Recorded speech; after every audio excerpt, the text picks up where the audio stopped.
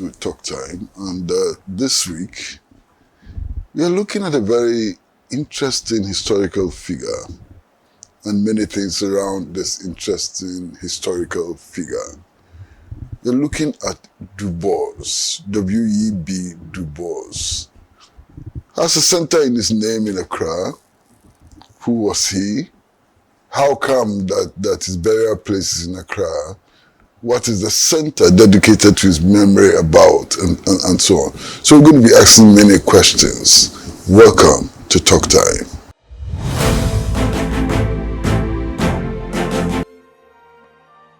It all begins as a cloud high above Ghana, where tropical rain falls in a rainforest. The rain passes through fractures in ancient rocks and begins its journey deep beneath the earth. Interacting with these rocks, it gathers essential natural nutrients in unique proportions. The rocks produce the essential natural mineral compositions required for healthy growth. The water finally accumulates in a natural aquifer where it is protected from pollution. Retaining its original purity and natural minerals, it is then extracted by our experts, where the remaining particles are removed. The water is then sterilized to keep it fresh and safe before it is bottled and made ready to drink. Not all bottled water is natural mineral water, so when in doubt, look for Voltic natural mineral water. Voltic, naturally.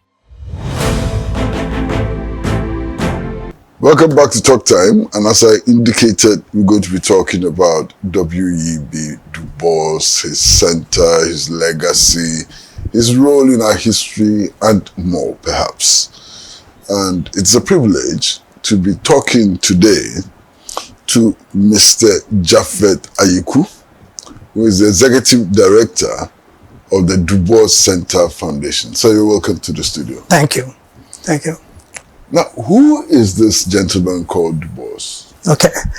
So first of all, I just want to make a little, to put it in perspective, I serve as the Executive Director of the W.E.B. Du Bois Museum Foundation. Okay. Yeah, Museum Foundation. Museum Foundation. Yeah, which is a foundation that was set up back in 2019 to try to rebuild the Du Bois Center here in Accra.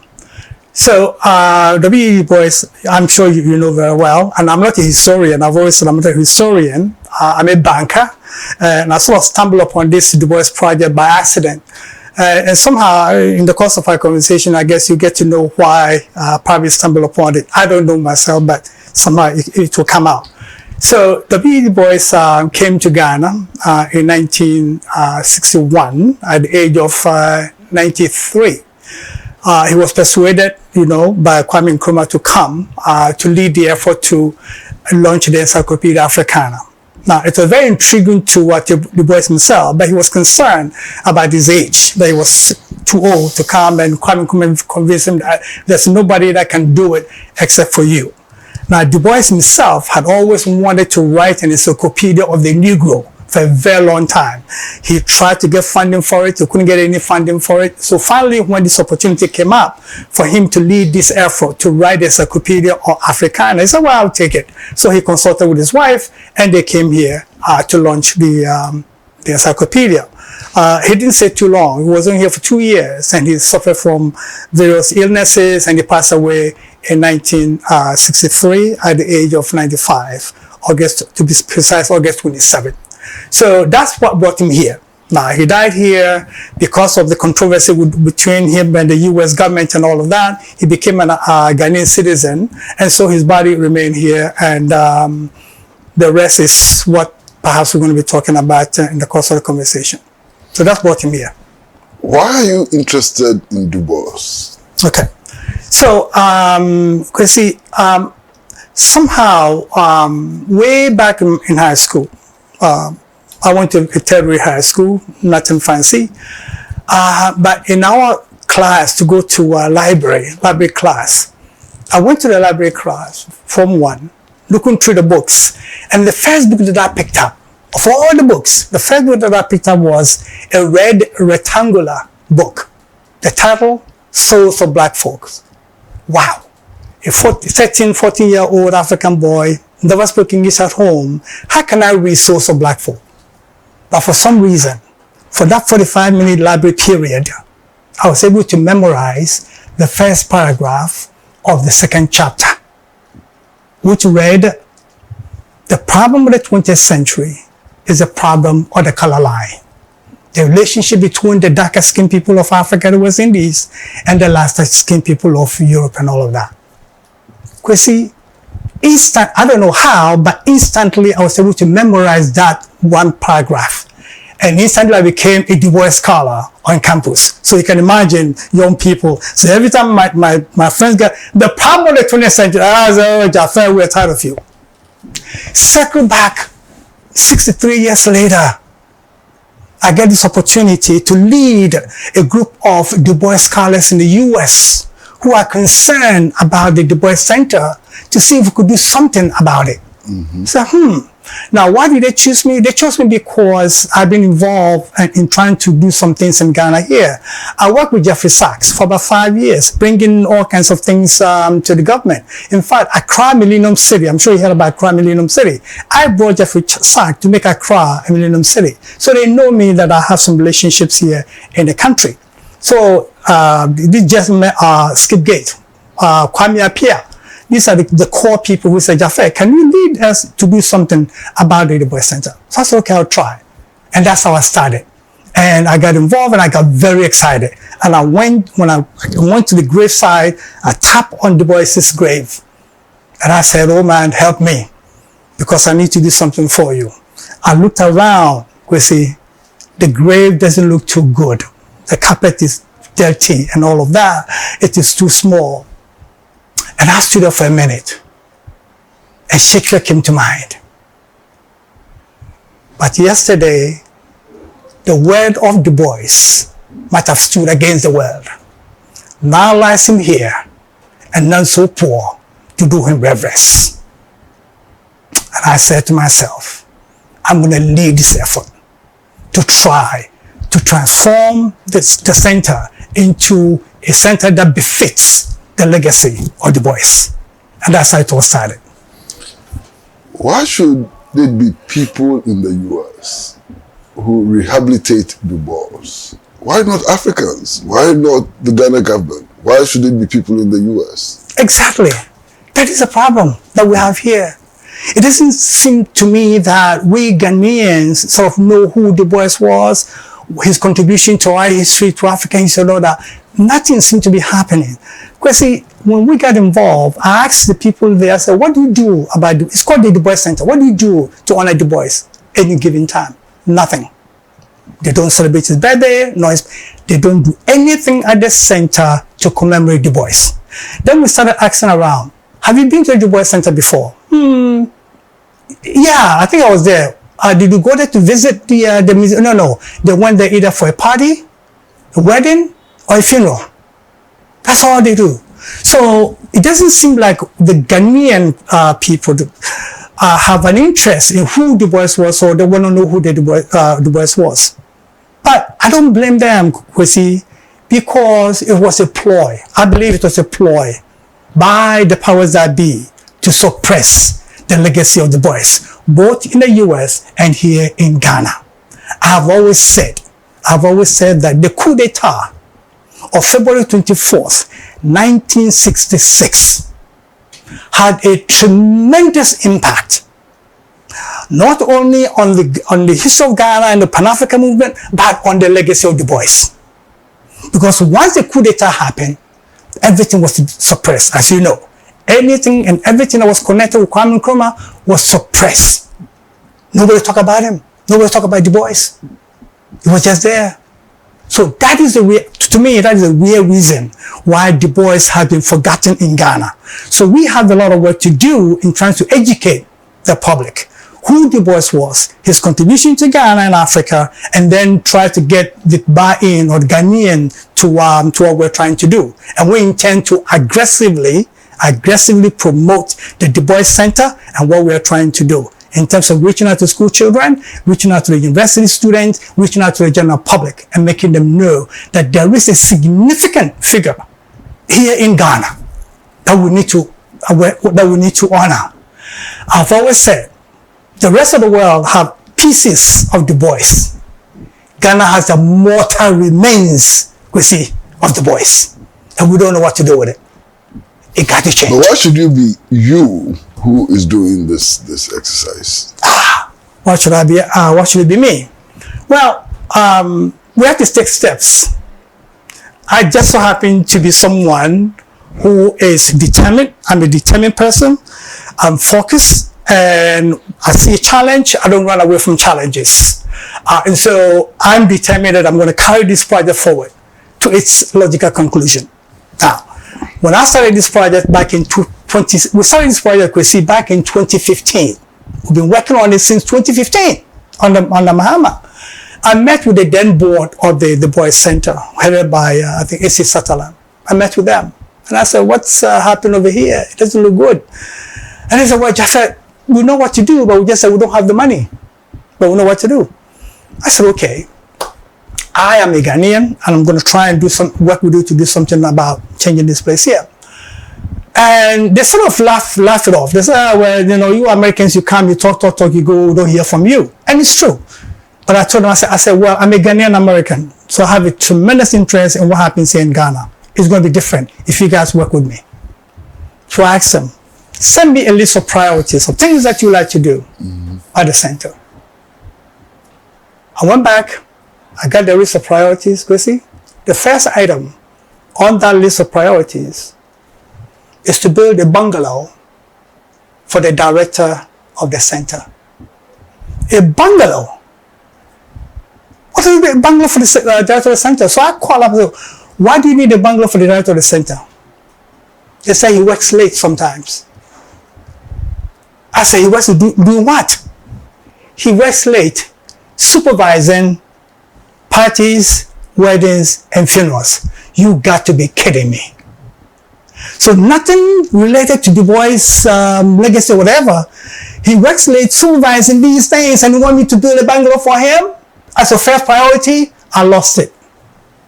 Chrissy, I lost it. I didn't go to the rest of the priorities. I said, no, something is wrong. Let's take a different approach. And I began to think about how are we going to go about doing this thing here. And that's how we came up with the direction that we're going. What's the direction that you're going? Okay. So I checked with Skip Bay, Kwame Appiah, a gentleman by the name of Daniel Rose, a very, very generous man, Rose Associated, a very, very prominent family in the U.S., in New York in particular. Their fame is that they built something called Pentagon City in Virginia. It's a firm that built it. So they all are very much interested, and they're all Du Bois scholars. They're very much interested in this project here. So I said, what can we do? Well, we said we need a lot of money to transform the place. And no individual or foundation is going to write $5 million check to the government. They wouldn't do it because they know that money is fungible. Give the check to them. They're not going to use it for whatever they need to use it for. That's number one. Number two, if the government of Ghana, which owns the place, is very much interested, the place will not be the way that it is. So there's not an interest in keeping out the place and all of that. So we said, what we need to do is to take the Du Bois Center, make it a standalone enterprise, non-profit enterprise, standalone, with a board of governors, with the Ghana government being part of that governance, and the majority of the board being part of the Du Bois Museum Foundation. We will raise the money in New York, all over the world, change the place, transform the place within a 4-year period. We're going to restore the bungalow. We're going to build a museum. We're going to build a library, and we're going to, more importantly, repair the books and all of that. We're going to build a center for scholars to come and stay there, and an amphitheater. We have all the plans and all of that. So we got an architect to do the plans for us and all that. So we approached the government then with this idea. Now, unfortunately, when I started this project in 2015, 2016, I started talking to the then Minister for Tourism, Elizabeth Ofosu-Adjare. She was very excited about it. Worked with her. We met with the president. He agreed to it. I think it's a great idea, but let's wait until after the election, because 2016 was an election year. Yes, election have consequences. They lost the election. What do? I have to start all over again. And so it took me a while. In 2019, when I got a chance to meet with President Nado in New York, actually at Harvard. And I told him that, Mr. President, I have something to discuss with you. He said, yeah, when you come to Ghana, come and visit. And indeed, they gave me an appointment in May, and I went and visited with him. We talked, and I broached the idea. I said, yeah, it's a good idea. Talk to my minister. And we started the conversation. 2019, 2020, the COVID hit. So it slowed down a little bit, but we signed an MOU to explore the feasibility of building this thing here. So we started working on it back and forth. 2020 also was an election year, and elections have consequences. So the minister that we're dealing with, Barbara Otijesi, lost her seat, and so we have to wait for another 3-4 months for a new minister to be appointed.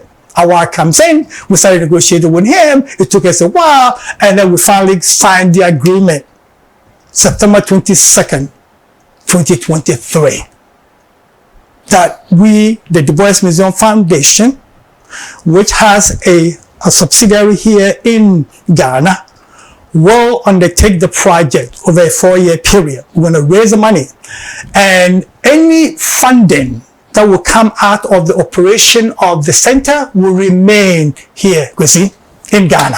Nothing is leaving Ghana's shore. All the managers and everybody is going to be a Ghanaian that are going to run the place. The foundation is going to raise money. It's just a free donated money. It's not going to be like what it's a money that's going to be repatriated back to the US. So that's what we've been trying to do. Viewers, this is where we take a very short break, and when we come back, we like to look at the people behind the idea. So, short break.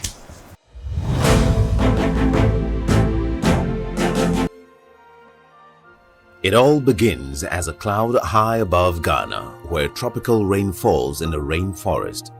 The rain passes through fractures in ancient rocks and begins its journey deep beneath the earth. Interacting with these rocks, it gathers essential natural nutrients in unique proportions. The rocks produce the essential natural mineral compositions required for healthy growth. The water finally accumulates in a natural aquifer where it is protected from pollution. Retaining its original purity and natural minerals, it is then extracted by our experts, where the remaining particles are removed. The water is then sterilized to keep it fresh and safe before it is bottled and made ready to drink. Not all bottled water is natural mineral water, so when in doubt, look for Voltic Natural Mineral Water. Voltic, naturally. Well, welcome back to Talk Time. We are talking about W.E.B. Du Bois' center and the effort to reawaken consciousness, the Du Bois consciousness. And we are talking with Mr. Japhet Aryiku, Yes. who is the executive director of the W.E. Du Bois Museum Foundation. Yes, sir. Okay. Now, sir, you signed this agreement with an MPP government. Yes. At the time you were signing the agreement, were you aware of the fact that this is the political tradition which is against everything Du Bois stands for? You see, indeed,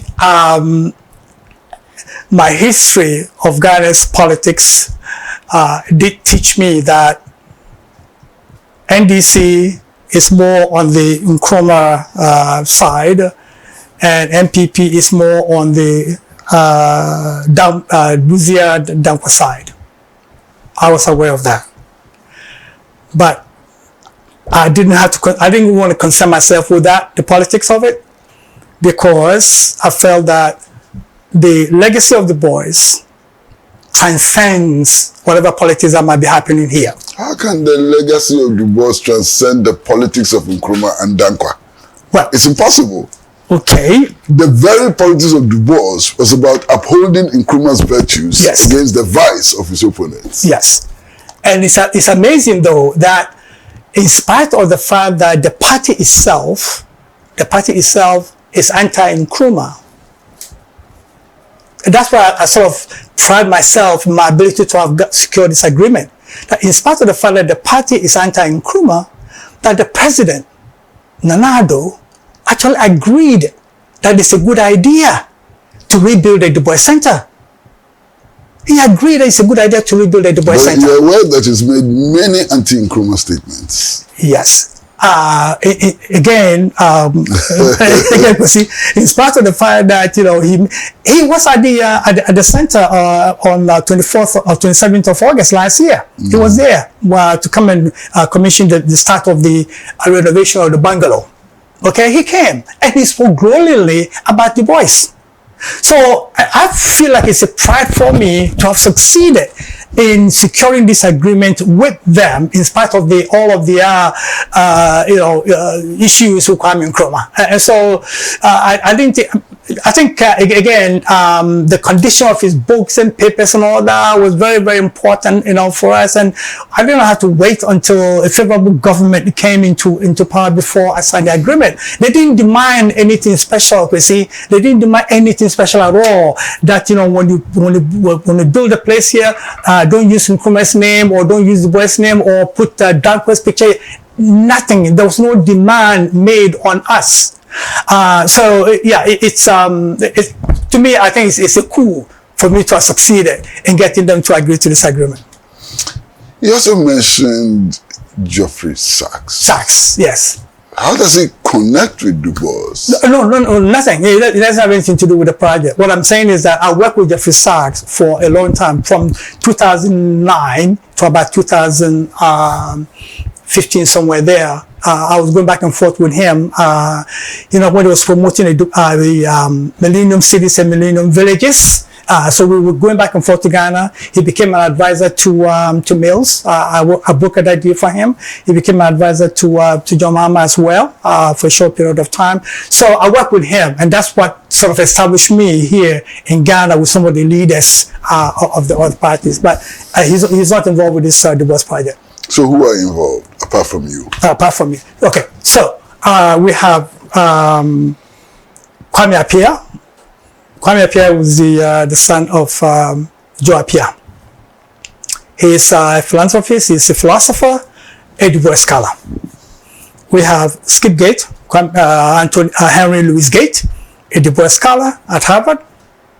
And then we have who are called the Dean of the Du Bois Scholars, Dr.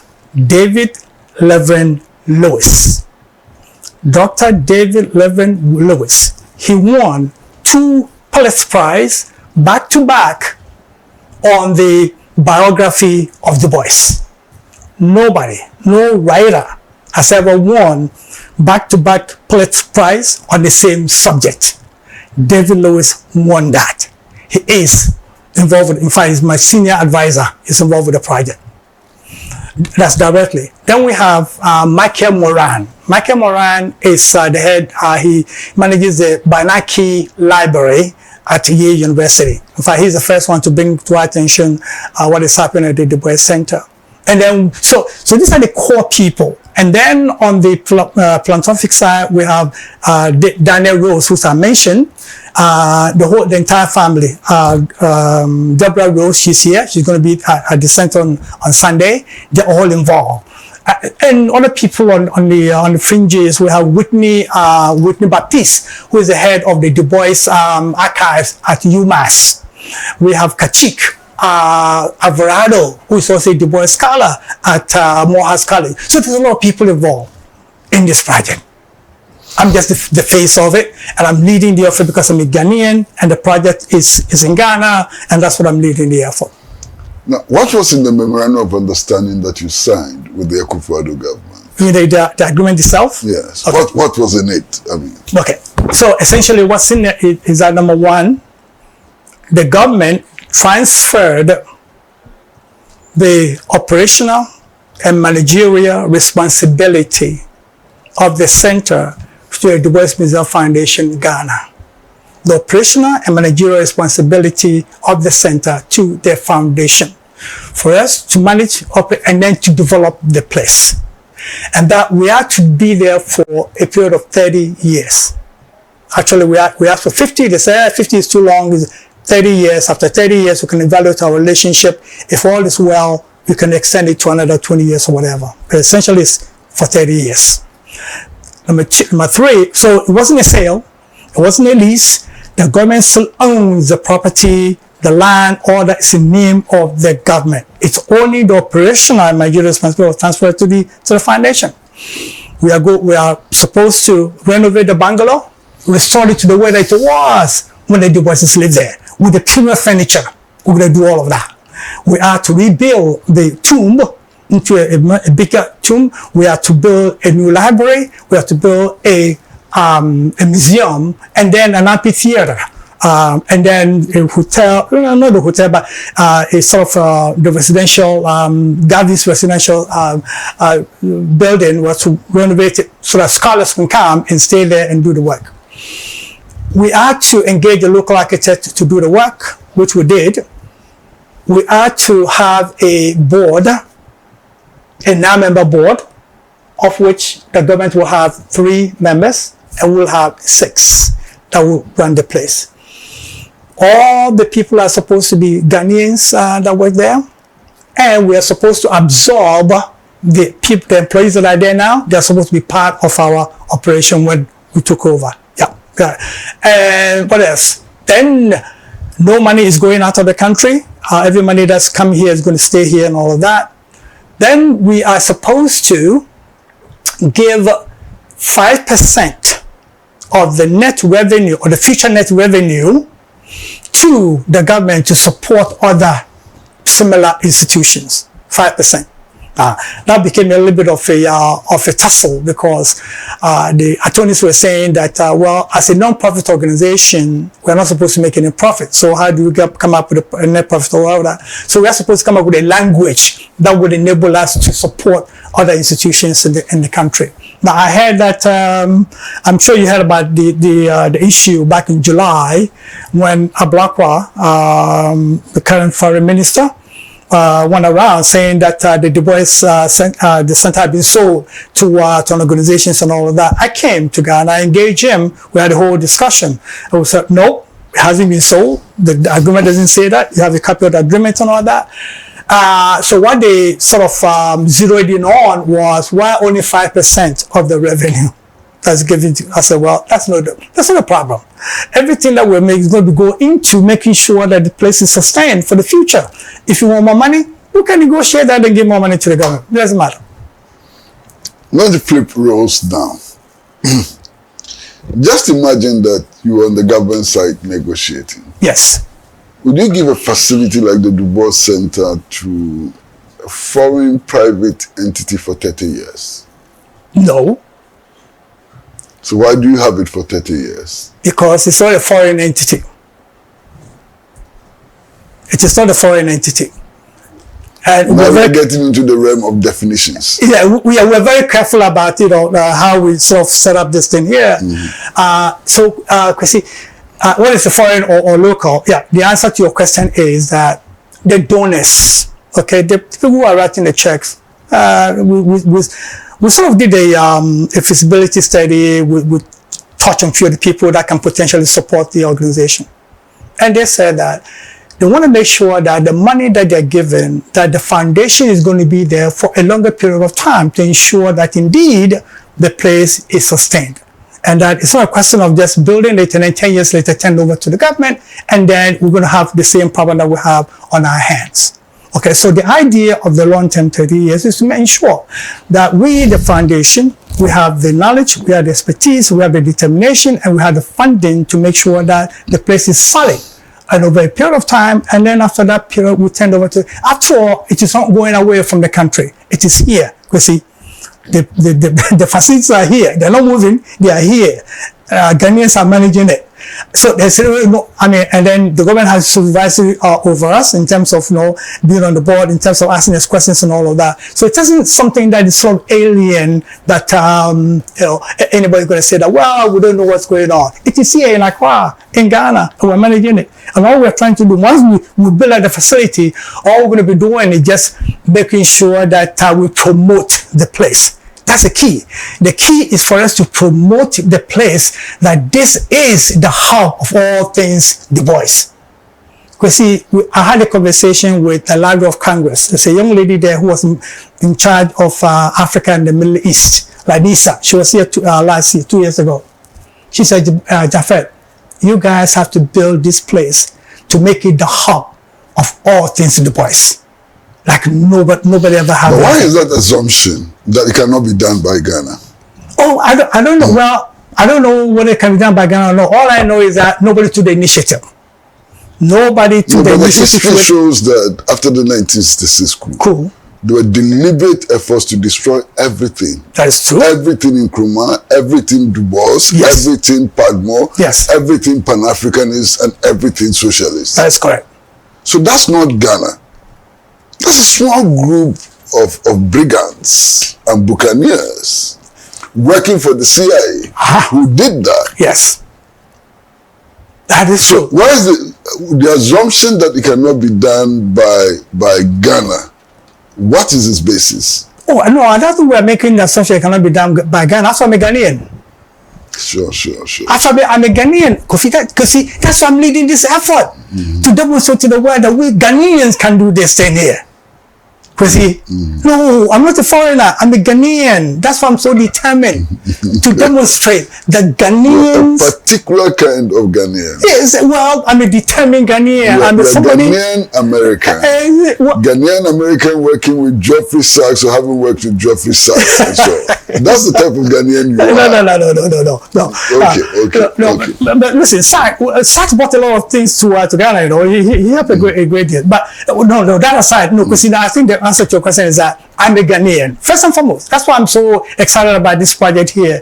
And I know that if I'm a Ghanaian and I live in New York for all these years, 50 years or whatever I spent in New York, I work in corporate America. I know some of the most important people in America, billionaires. I know them, not in terms of but I'm able to communicate with them. I'm able to write to them and they write me back. So I'm saying, why can't I use my relationship to tell the story of the boys to them and have them write the checks for us so we can build this facility here in Ghana to be managed by Ghanaians to promote the legacy of the boys. So that's what I'm doing. I'm a Ghanaian. Okay. So that's the answer to your question. Okay. We're going to take another short break. Okay. And when we come back, I'd like to get into the money business.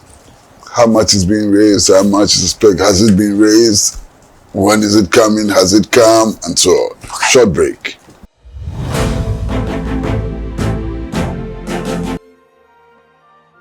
It all begins as a cloud high above Ghana, where tropical rain falls in a rainforest. The rain passes through fractures in ancient rocks and begins its journey deep beneath the earth. Interacting with these rocks, it gathers essential natural nutrients in unique proportions. The rocks produce the essential natural mineral compositions required for healthy growth. The water finally accumulates in a natural aquifer where it is protected from pollution. Retaining its original purity and natural minerals, it is then extracted by our experts, where the remaining particles are removed. The water is then sterilized to keep it fresh and safe before it is bottled and made ready to drink. Not all bottled water is natural mineral water, so when in doubt, look for Voltic Natural Mineral Water. Voltic, naturally. Welcome back to Talk Time, and we are in a very exciting conversation. Yes. With Mr. Japhet Aryiku, who is the Executive Director of the W.E. Du Bois Museum Foundation. Yes, sir. Now, how much have you raised so far? So, our plan is to launch an official campaign last year. We wanted to launch a official campaign last year. The budget for the project started from 50 million. 50. And then as we were talking, I thought we could do 85 million. And then I had a conversation with one of the leading figures of the NAACP He said, Japhet, you guys can do better than that. I think $120 million. I said, yeah, okay, we're going to aim for $120 million. And recently, we had a conversation with the executor of the Du Bois estate, a gentleman by the name of Odell Murray. He's here in Ghana. He's coming to the event, and he's going to be speaking about the Du Bois legacy. You have to be there. I'm hoping you're going to be there on Sunday. You're going to meet him, the executor of the Du Bois estate. I had a conversation with him. He said, Japhet, you guys can do better than that. You can raise $200 million. I said, really? Well, from your mouth to God's ears. The idea is that we are not only going to campaign in the US, but throughout the world. Because Du Bois is known in Europe, he's known in China, and he's known in Africa. So we're going to come up with an extensive, aggressive campaign to raise that much money, to make sure that we build a first-class facility, to make sure that we have enough money to operate, and to make sure that we have an endowment well into the future. So that is our plan.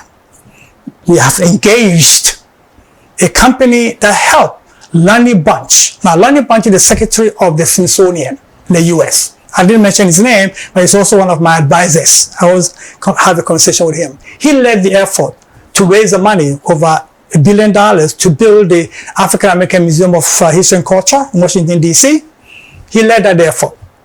So I had a conversation with him, and he says, there's a company called CCS. You guys engage them because they work with him to raise the money. He gave them a target of $200 million. They will be to raise $200 million for him. So we have engaged them.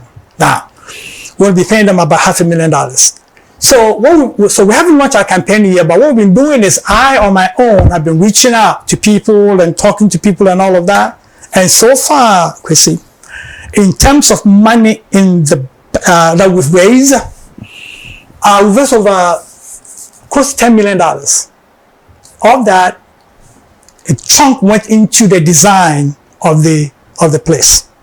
The design that we paid about $2.6 million for the design. Now, we had $5 million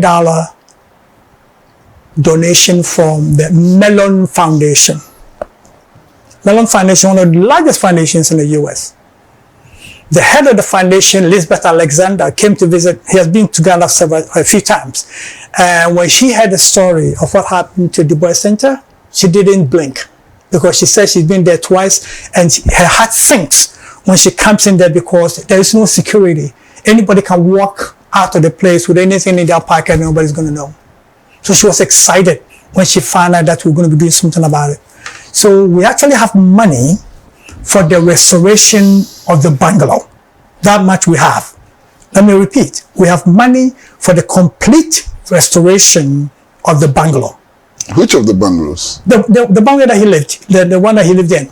Where the books are. The Du Bois bungalow. The Du Bois bungalow. The residence of Du Bois. The Du Bois residence, yes. I was confusing that with the bungalow for the director. Yes. We never got it. We never built that bungalow. No.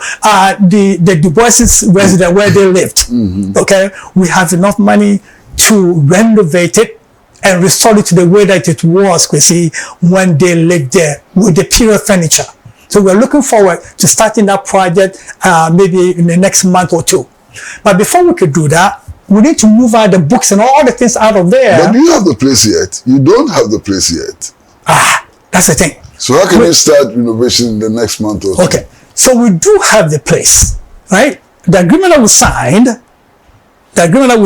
on the 22nd of September 2023 gave us the right to operate and manage the place. And there were some politics involved and all of that. But there were some conditions precedent. Yes, we fulfill all those conditions. What were those conditions? Okay. The condition precedent for us to manage the place was, number one, we are supposed to show that we do have money in the bank to pay for the operation. We did that. We gave the bank statement and all that. Number two, we are supposed to share the design of the building with them. We did that. We shared the design with them. Number three, they wanted a resolution from the board in New York that they're going to raise the money, that they would Kofi, all the conditions present in the agreement will fulfill all of those. Including timelines? Including timelines. Are you sure? Absolutely. Now, what were the timelines? Okay, so the timeline is that 2 years after we have taken the place, 2 years after we've taken the place, we are to demonstrate that we have raised at least $13 million. Let me repeat. The agreement says 2 years after the commencement date. 2 years after the commencement date, the foundation is supposed to show... Commencement date or the signing of the agreement? Commencement date or the signing of the agreement. Right. Is it the signing of the agreement, the date of the signing of the agreement, or commencement date? And if it's commencement date, what commencement? Commencement what? The division of commencement date is when we go to the center and start operating at the center. Mm-hmm. Okay, that's the commencement date. Mm-hmm. That on from the 23rd of September, on that date, the following day, they're supposed to hand over the keys and all that to us, and then we start operating. 2 years from that timeline, we are supposed to show that we have raised at least $13 million towards the project. If by that time, $13 million that we haven't raised, or the time comes, we're supposed to meet with the minister or whatever and discuss, well, have you raised the $13 million or not, and all that.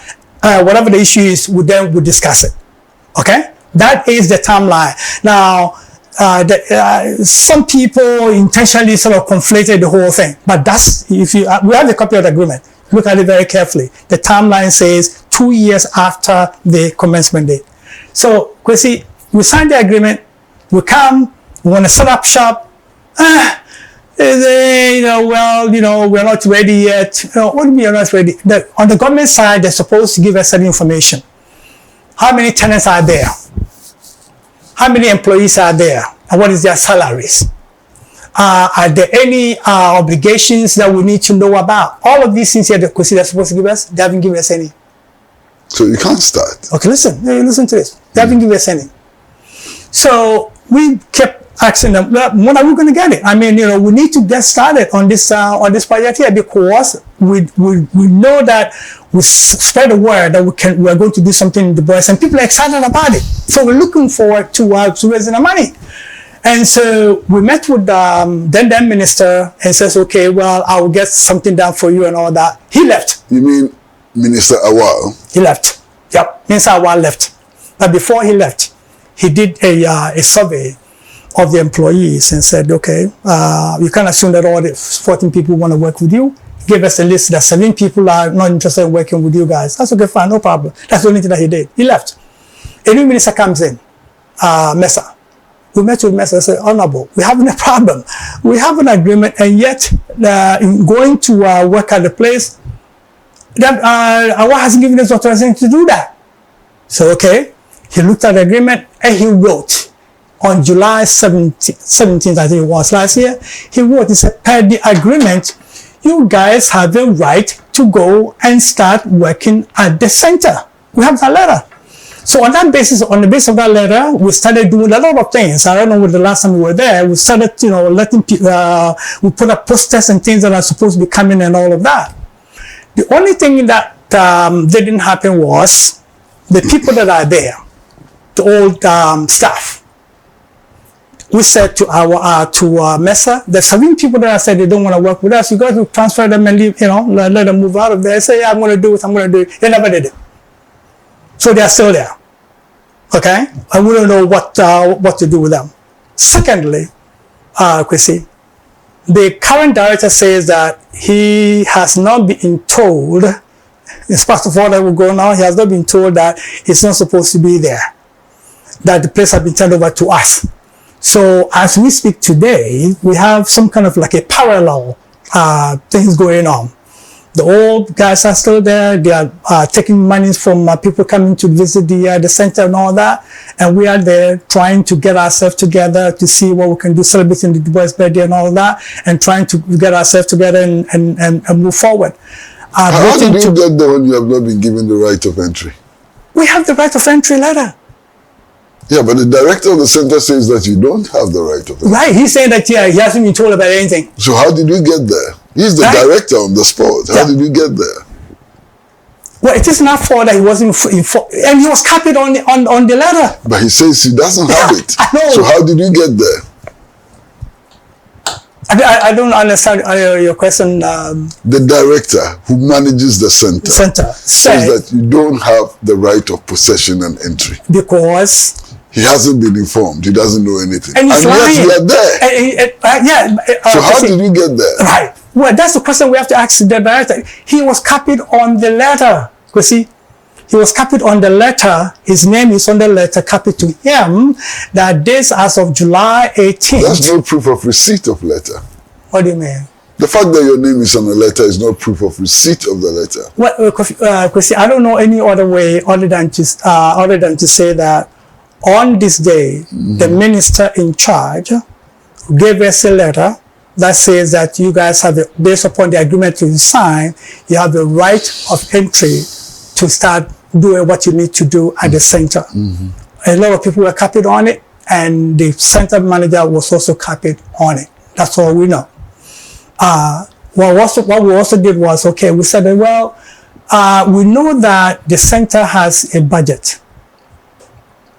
And my accountant said that, well, we have to be careful, because if we took over, right, if we took over in the middle of the year, 100%, we then have to explain to the government how we spend the money, the budget, whatever. So we wrote to Mesa and told him that what we prefer to do is that we'll be there, we'll allow the people that are there to run out their budget to December 31st. There's a letter we wrote to Mesa to December 31st. So come January 1, we take over without any budgetary encumbrances, 100%. That's what we agreed to do.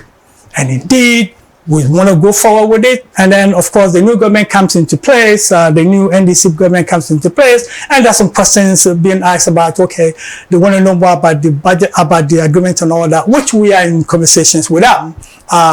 We're waiting to meet with the minister to talk about the budget, about the agreement and all that. So that's where we are. Just briefly, what are you doing on Sunday? Okay. So on Sunday, we're celebrating the 157th birthday of Du Bois. Had he lived, he would have been 157. And this is one of 2 events that we stage every year to make sure that the memory is kept alive, that people know about what we're trying to do. And so we've invited some scholars from the US and another scholar here from Ghana. We're going to have a little bit of like a symposium to reflect, to talk about the life of Du Bois and his work and all of that. Usually, because it's a Sunday, it's sort of limiting us what we could do. But had it been a weekday, we'll have done a morning symposium, and then in the afternoon, we'll do a bricklaying. But because it's a Sunday, we're going to do a short symposium. The panel is going to sit down and they're going to talk about Du Bois. One of the key people, as I said, is the executor of Du Bois' estate, Odell Murray. It will share reflection. There's another gentleman by the name of Dr. Preston King. Dr. Preston King was here in Ghana as a lecturer at the University of Ghana in 62, 63. He actually saw the coup d'etat. In fact, he's so excited to come back. He actually saw the coup d'etat when he was driving in front of Faster House in 1966. So he wants to come back. He's also a Du Bois scholar. He's going to be on the panel. And then we have Whitney Baptiste, who is also the head of UMass Du Bois Archives. She's going to be on the panel, and myself to talk a little bit. And then Professor Alassane from University of Ghana, Department of Sociology, is also going to be on the panel. So we have a reflection on the life of Du Bois. And then afterwards, we're going to lay a wreath. And by the way, Du Bois' great-grandson is also working with us. He's 100% on our board. He's been working with us. He looks just like Du Bois. If you see him, he's also going to be here. So we'll do a wreath laying. The foundation will lay a wreath. The family of Du Bois will lay a wreath. And the American Embassy will lay a wreath. And then a wreath will be laid on behalf of the government and people of Ghana. So about four or five wreaths laying. Why is the U.S. Embassy laying a wreath? Given the problems they had with Du Bois, given the fact that they were instrumental in the overthrow of the Nkrumah government, why are they laying a wreath? Okay, so Chrissy, at some point, there has to be reconciliation. At some point, we need to reconcile ourselves. Reconciliation. Yes. Wait. Don't. We can't live in isolation. Okay, we do know what happened. The U.S. government, at least, they knew. Look. it is the MacArthur era. We all know what happened in the MacArthur era and all that in terms of persecution of Du Bois.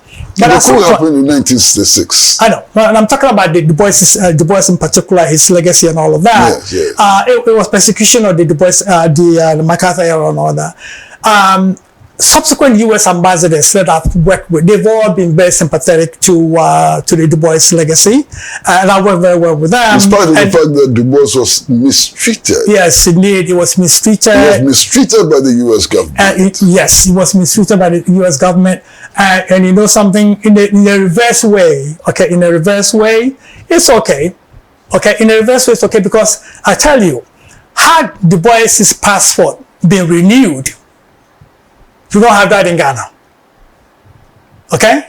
If Du Bois's passport had been renewed, he would have died in the US because he wanted to renew his passport to travel for his processed condition. And they denied him the renewal of his passport. They killed him. Yeah, essentially they did. But all I'm saying is that...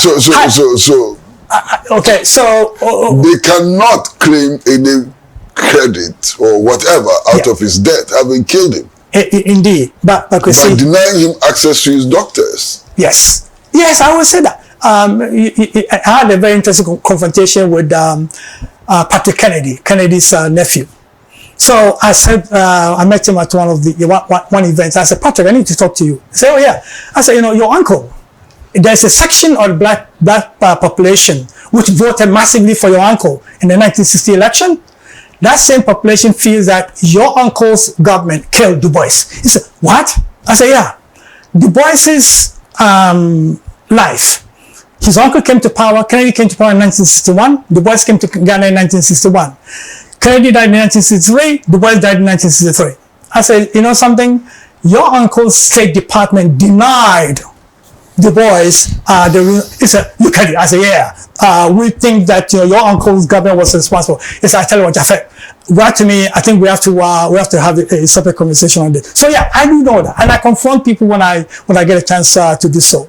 But what I'm saying though is that over the years, Chrissy, the U.S. ambassadors here that I've dealt with, they've all been sympathetic. They've all been interested in the restoration of legacy of Du Bois. As a matter of fact, I even tried. Barbara Lee, Congresswoman Barbara Lee, who has left Congress now, Hakeem Jeffries. By the way, we're working on Hakeem Jeffries, Senator Booker, Cory Booker. They've all been here. We've roasted them here, and they're all interested in trying to do something about the Du Bois legacy from congressional point of view. What we tried to do was to see if we get Biden to have issued some kind of an apology, not a pardon, because he didn't do any crime. We wanted Biden to see if he can issue an apology to the Du Bois family before he left office. We didn't work fast enough, so we couldn't get that done. But there's an effort in Congress to have a congressional resolution to pardon the family for what, to apologize to the family for what they did to Du Bois. So we're working on that angle. But let's just hope that what is coming is not a Trojan horse. No, it's not a Trojan horse, Chrissy. It's not a Trojan horse at all, because you trust the U.S. establishment. Not so much the U.S. establishment, but the thing is that we are going to be managing it from here. The monies are coming to, I am the executive director, okay? The monies are coming to here, and it's coming to Ghana. There is no condition. Nobody going to say that Americans have to come and manage this place here. Nobody's saying that you guys have to have special program on US. No, there's absolutely no condition, Chrissy.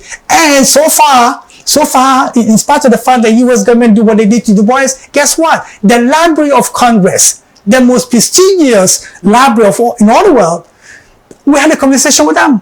We have a 4-year agreement with the Library of Congress to support us with technical support and to train our people in the U.S. So the expert that is working on the preservation and conservation of the books, okay? The chief of staff of the Library of Congress is coming. He's coming tomorrow, and he's going to be at the event as well on Sunday to talk about their collaboration and partnerships with us. It's part of the fact that everything the government had. So this modern U.S. government is trying to make an amend, okay, of what they did to the old man, and we're going to resolve that. As Kwame Nkrumah's legacy, it's a big one. We're going to work on that. And I think I mentioned to you that next year, 24th February, will be the 60th anniversary of the overthrow of Kwame Nkrumah. Next year will be 60th anniversary. And we are planning a big event at the center. Yourself and all, and we hope to work with you. We're gonna invite all the people, relevant people around the world, to come and talk about what is the impact of the overthrow of Kwame Nkrumah. Including the Americans who overthrew him. Including the Americans. Well, we know the Americans who did that. We know the CIA person that did that was actually. And they're coming to celebrate him. No, not to celebrate. No, not to celebrate, but to, okay? Anyway, thank you very much for coming. No, thank you. Thank you for the opportunity. So grateful. We've been talking about W.E.B. Du Bois and his Memorial Center in Accra and the effort or thought to rehabilitate it. I hope that all of you have learned a thing or two about Du Bois, his center, about my brother Japhet and the effort he's making, and so on, and we will take it from there. Thank you very much for watching the program, and I'd like to invite you to keep watching Pan-African television, because the best is on Pan-African television. It's goodbye from all of us here, the producer George Viner, the director Edem Lumo, and Makiza Latifa Micheli, who stood in today as the floor manager. Bye-bye until we see you again very soon. Bye-bye.